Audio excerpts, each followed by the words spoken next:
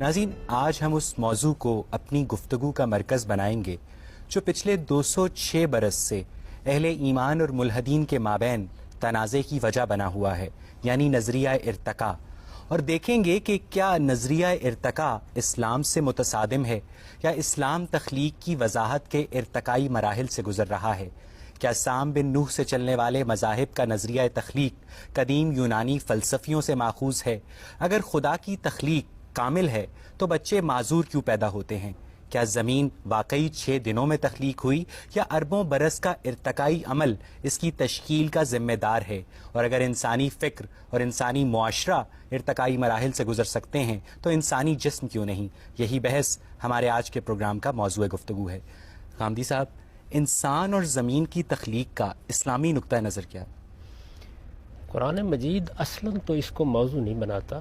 اس کی وجہ یہ ہے کہ قرآن ہدایت کی کتاب ہے اور وہ آپ کی موت کے مسئلے کو اصلاً اپنا موضوع بنا کر گفتگو کرتا ہے، لیکن وہ اللہ کی کتاب ہے، اس وجہ سے استدلال کے موقعوں پر ضمنی طور پہ بعض چیزوں کا ذکر آ جاتا ہے۔ چنانچہ کائنات کی تخلیق کے بارے میں بھی قرآن مجید نے بعض باتیں بالاجمال بیان کر دی ہیں، کیونکہ یہ اس کا اصل موضوع نہیں ہے۔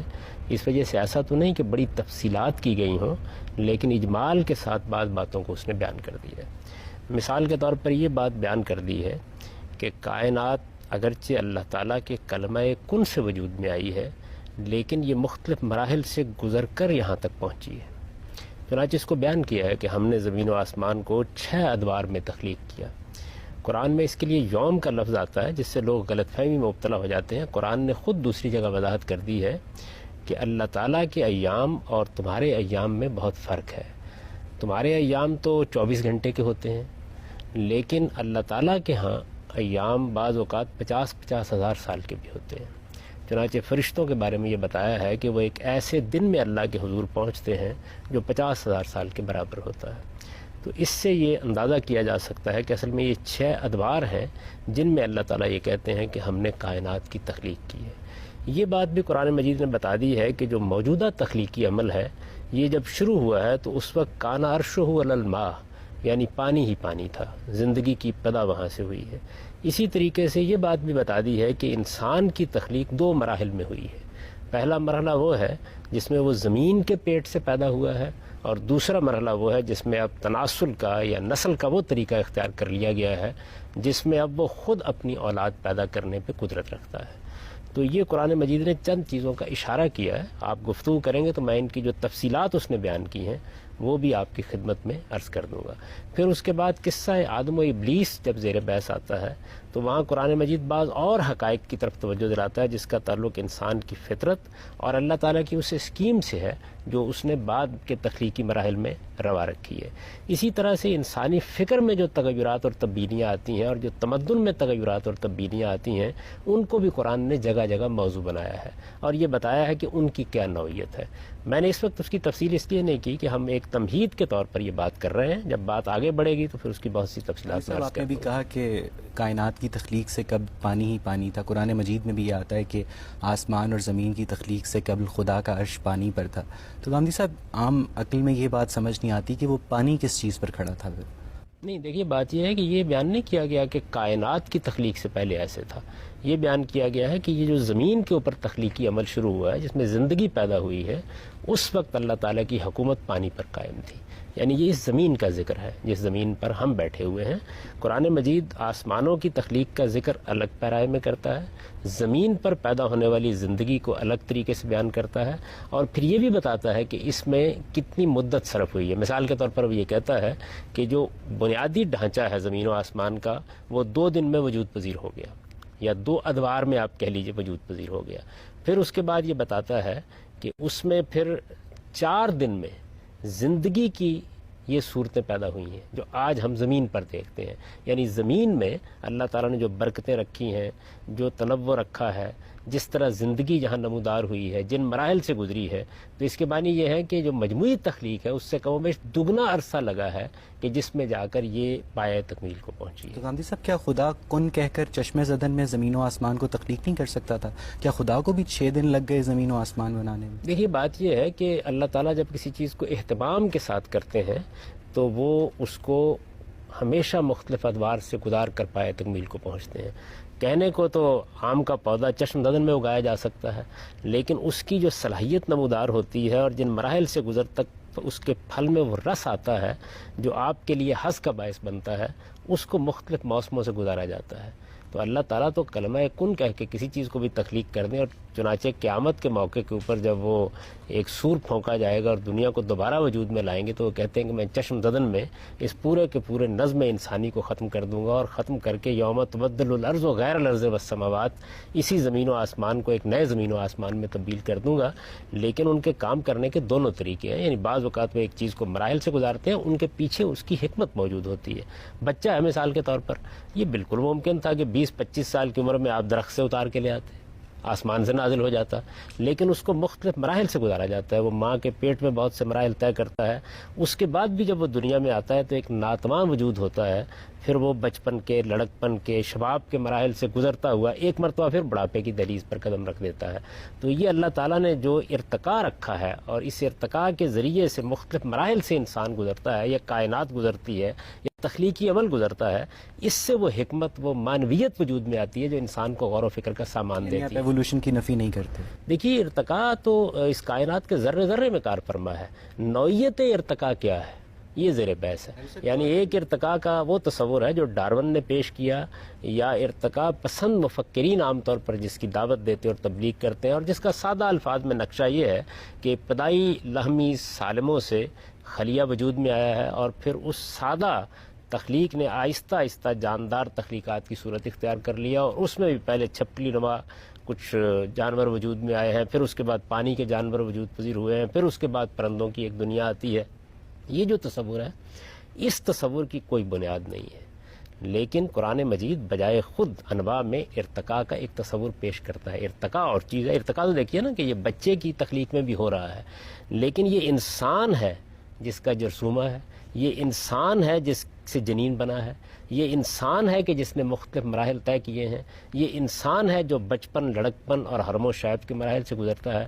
تو انسان ہی ہے کہ جو ارتقاء کے مراحل سے گزرتے گزرتے آہستہ آہستہ شباب کو پہنچتا ہے. اور دیکھیں اس کی بہت سی صلاحیتیں وقت کے ساتھ نمودار ہوتی ہیں. مثال کے طور پر جنسی جبلت 15-16 سال کی عمر سے پہلے نمودار نہیں ہوتی، شعور کے بعد مراحل اس سے پہلے طے نہیں اس بات کی ہوتے. نفی کرتے ہیں. اس طرح کی بہت سی چیزیں. اس کا ایک پہلو وہ ہے جو غیر شعوری ہوتا ہے. یعنی فرائڈ جو بات کہتا ہے وہ یہ ہے کہ وہ ایک غیر شعوری احساس ہے. ظاہر ہے کہ وہ اندر تو موجود ہے، لیکن اس کا ظہور پذیر ہونا انسان کے شعوری عمل کے ذریعے سے اس میں ایک وقت لگتا ہے. تو اس طرح کی بہت سی چیزیں ہیں کہ جو وقت کے ساتھ طے ہوتی ہیں. جو تو میں نے عرض کیا نا کہ جب بچہ پیدا ہوتا ہے تو پورا انسان ہوتا ہے، بہت سی چیزوں کو شناخت کر رہا ہوتا ہے. بلکہ اب تو یہاں تک کہ جدید نفسیات پہنچ گئی ہے کہ وہ یہ کہتے ہیں کہ بچہ اپنے اس عمل سے بھی واقف ہوتا ہے جب وہ ماں کے پیٹ سے باہر آ رہا ہوتا ہے. نظریہ ارتقاء کے جو حامی افراد ہیں وہ یہ بھی کہتے ہیں کہ جو انسان ہے، ہومو سیپینس ہے، اور جو ایپس ہیں ان کا جو تولیدی نظام ہے، ان کے جو دانتوں کی ساخت ہے، ان کے جو دماغی ساخت ہے، یہاں تک کہ ان کے جو ڈی این اے پیٹرن ہے وہ 98% تک یکساں ہے. تو گاندھی صاحب صرف 2% تبدیلیوں کی وجہ سے انسان وجود میں آیا. اگر یہ ساری مخلوقات علیحدہ علیحدہ پیدا کی گئی ہیں تو کیا خدا ہر مخلوق میں ایک ڈفرینٹ فزیولوجی کریٹ نہیں کر سکتا تھا تاکہ یہ کنفیوژن ہی نہ پیدا ہوتا؟ دیکھیے بات یہ ہے کہ خدا اس دنیا کو جب بناتا ہے تو اس کے اندر اتنا تنوع، اتنی جدت، اتنا حسن، اور پھر ایسی مشابہتیں رکھ دیتا ہے کہ جو ایک خالق کی نشاندہی کر رہی ہوتی ہیں. یہ تو انسان کا زاویہ نظر ہے. وہ چاہے تو ان مشابہتوں کے نتیجے میں اپنے آپ کو تردد میں مبتلا کر لے، اور چاہے تو ان کے اندر خالق کائنات کی ایک ذات کو کار فرما دیکھ لے. یعنی یہ تو زاویہ نظر ہے. ڈارون کے ارتقاء کے تصور نے اب بہت سے اور مراحل بھی طے کر لیے ہیں. جہاں ڈارون اس کو چھوڑ کر گیا تھا، ماہرین حیاتیات اب وہاں نہیں کھڑے. اس کے بعد انہوں نے اس کی مشکلات کو حل کرنے کے لیے بہت سے دوسرے نظریات بھی پیش کیے. جست کا ایک تصور پیش کیا گیا. اسی طرح سے فطری انتخاب کے بعد مراحل کو اور طریقوں سے ایکسپلین کرنے. لیکن کسی نے ایوولوشن کو ریجیکٹ نہیں کیا. دیکھیے بات یہ کہ ایسے لوگ بھی ہیں جو اس کا انکار کر رہے ہیں، لیکن اس کے حق میں ادنا درجے کا کوئی ایویڈنس بھی دریافت نہیں ہو سکا. میں تو کہتا ہوں کہ ڈارون کا نظریہ ارتقاء، یا جو کچھ بھی اب ارتقاء کے نظریات موجود ہیں اور جن میں اس طریقے سے ایک واحد خلیے سے کائنات کو وجود پذیر ہوتے دکھایا گیا ہے، وہ سائنس فکشن سے زیادہ کوئی حیثیت نہیں رکھتا. رانی صاحب، بات یہ ہے کہ جو کوئی بھی اسٹیبلش سائنٹیفک جرنل ہے اس میں آج تک کوئی ایسا پیپر پبلش نہیں ہوا جو ایوولوشن کی نفی کرتا ہو. یعنی تمام تر Harvard university, MIT university, Cambridge, Oxford, یہاں ان ساری یونیورسٹیز میں نظریہ ارتقاء کو انڈر گریجویٹ کورسز میں پڑھایا جاتا ہے. اور انڈر گریجویٹ کورسز میں صرف وہی کورسز پڑھائے جاتے ہیں جو اسٹیبلش سائنٹیفک فیکٹس ہوتے ہیں. جو تھیوریز ہوتی ہیں جو کانٹروورشل ہوتی ہیں وہ ماسٹرز لیول پر یا پی ایچ ڈی لیولز پہ پڑھائی جاتی یہی ہے. تو سائنس کا المیہ ہے کہ ایک ایسی چیز جو اپنے پاس ادنا درجے کا کوئی ثبوت بھی فراہم نہیں کر سکی، جس کی بار بار فاسلز کے ریکارڈ نے تردید کی ہے، جس کے بارے میں جو افسانے تراشے گئے وہ آخر میں افسانے ثابت ہو گئے، جس میں جعل سازی تک کا ارتکاب کیا بعض موقعوں کے اوپر، اس کو ایک سائنسی حقیقت بنا کے پیش کرنے کی جسارت کی جائے. فاسلز کا ریکارڈ ارتقاء کی نفی کیسے کرتا ہے؟ بتایا گیا کہ جی فلاں دور میں یہ صورتحال ہونی چاہیے.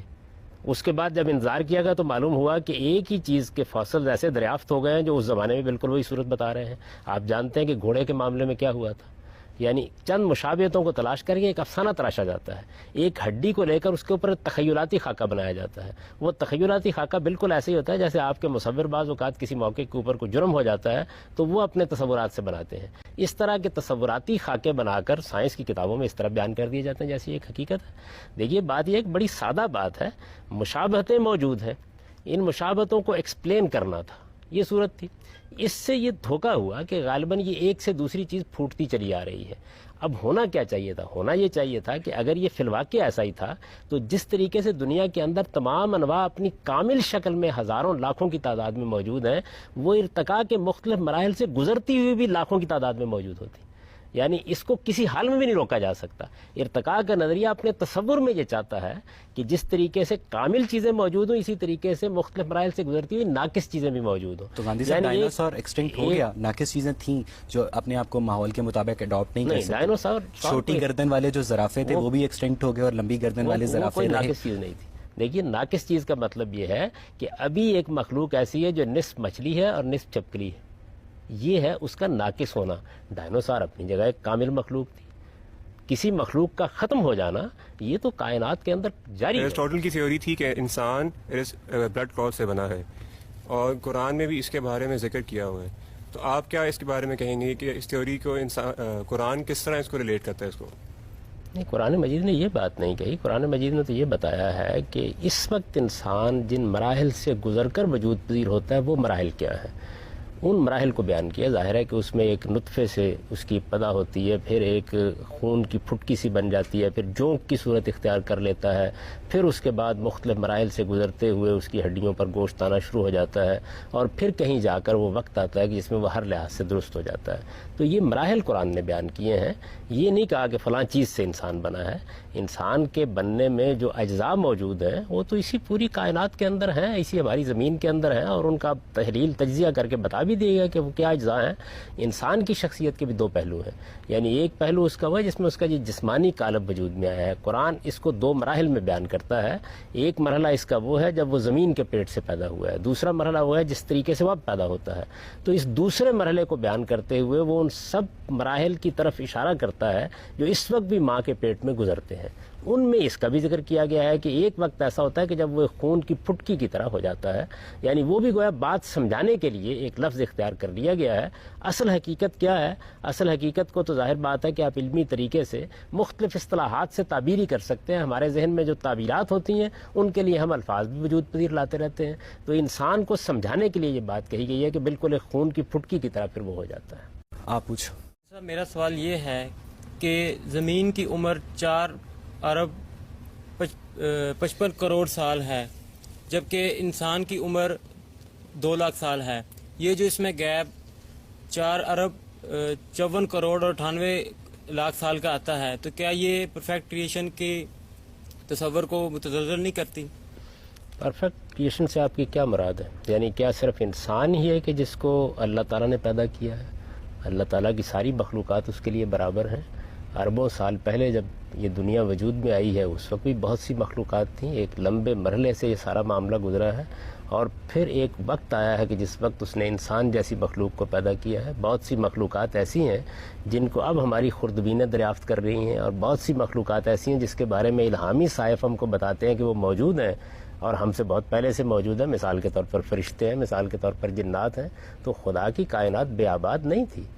ہم البتہ ارتقاء کے ایک خاص مرحلے میں وجود پذیر ہوئے ہیں، اور اس کے بعد اللہ تعالیٰ کی وہ اسکیم روبہ عمل ہوئی ہے جو ہم سے متعلق ہے. تو ساری کائنات کو اور خدا کے پورے تخلیقی عمل کو اپنے ہی زاویے سے نہیں دیکھنا چاہیے. اللہ تعالیٰ کی کائنات ہے، وہ اس کا خالق ہے، وہ اس کا مالک ہے، وہ اس میں بے شمار مخلوقات کو پیدا کرتا ہے. ابھی تو پچھلے دنوں ایک جزیرہ دریافت ہوا جس میں 10,000 کے قریب ایسی انواع دریافت ہوئی جو دنیا میں اور کہیں نہیں پائی جاتی. تو معلوم نہیں کیا کیا مخلوقات ہیں کہ جن کا وہ خالق ہے اور ان کے ساتھ کیا معاملہ کر رہا ہے. انسان کو اپنے حاضر علم کی بنیاد پر اور اپنے محدود علم کی بنیاد پر خدا کو قیاس نہیں کرنا چاہیے.